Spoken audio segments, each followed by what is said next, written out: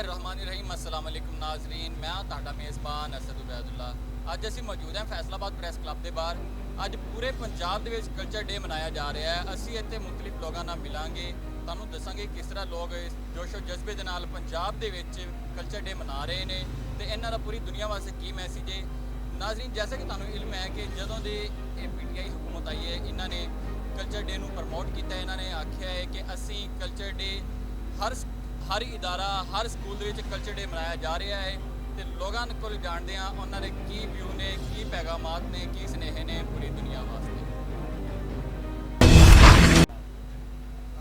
ਕਿਸੇ ਵੀ ਰਹਿਤਲ ਤੋਂ ਪਤਾ ਲੱਗਦਾ ਕਿ ਉੱਥੋਂ ਦੇ ਰਹਿਣ ਵਾਲੇ ਲੋਕ ਜਿਹੜੇ ਨੇ ਉਹਨਾਂ ਦਾ ਰਹਿਣ ਸਹਿਣ ਕਿਹੋ ਜਿਹਾ ਹੈ, ਉਹਨਾਂ ਦਾ ਲਿਬਾਸ, ਉਹਨਾਂ ਦਾ ਪਾਉਣਾ ਲਾਉਣਾ, ਉਹਨਾਂ ਦੀਆਂ ਗੱਲਾਂ ਬਾਤਾਂ ਤੋਂ ਪਤਾ ਲੱਗਦਾ ਹੈ ਕਿ ਇਹ ਲੋਕ ਕਿਸ ਅਖਲਾਕ ਦੇ ਮਾਲਕ ਨੇ। ਮੇਰਾ ਪੰਜਾਬ ਦੇਸ਼ ਹੈ ਤੇ ਮੈਂ ਇਸ ਦੇਸ਼ ਦਾ ਵਾਸੀ ਹਾਂ। ਪੰਜਾਬ ਗੈਰਤਮੰਦ ਲੋਕਾਂ ਦੀ ਧਰਤੀ ਹੈ। ਇਹ ਆਪਣੀ ਅਨਾਜ ਵਾਸਤੇ ਸੋਹਣਾ ਵਸਣਾ ਜਾਣਦੇ ਨੇ।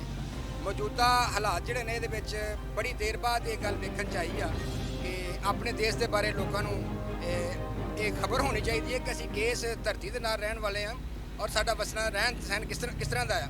ਤੇ ਮੈਂ ਬੜਾ ਜਨਾਬ ਦਾ ਮਮਨੂਨ ਆ ਕਿ ਜਨਾਬ ਨੇ ਮੇਰੇ ਕੋਲੋਂ ਪੁੱਛਿਆ ਵੀ ਤੁਸੀਂ ਕਿਸ ਵਸਨੀਕ ਦੇ ਰਹਿਣ ਵਾਲੇ ਹੋ। ਤੇ ਪੰਜਾਬ ਮੇਰਾ ਦੇਸ਼ ਤੇ ਪੰਜਾਬ ਦੇ ਵਿੱਚ ਅਸੀਂ ਰਹਿੰਦੇ ਹਾਂ। ਤੁਹਾਨੂੰ ਇਹੋ ਦੱਸਾਂਗੇ ਭਈ ਆਪਣੀਆਂ ਜਿਹੜੀਆਂ ਰਵਾਇਤ ਨੇ ਉਹਨਾਂ ਦੇ ਨਾਲ ਜੁੜ ਕੇ ਰਹਿਣਾ ਚਾਹੀਦਾ ਹੈ। ਆਪਣੇ ਅਖਲਾਕ ਜਿਹੜੇ ਨੇ, ਆਪਣੀਆਂ ਆਬਾਓ ਅਜਦਾਦ ਜਿਹੜੇ ਨੇ, ਉਹਨਾਂ ਦੀਆਂ ਗੱਲਾਂ ਨੂੰ ਚੇਤੇ ਰੱਖਣਾ ਚਾਹੀਦਾ। ਪੰਜਾਬੀ ਲੋਕ ਬੜੇ ਗੈਰਤਮੰਦ ਹੁੰਦੇ ਨੇ। ਬਹੁਤ ਮਿਹਰਬਾਨੀ।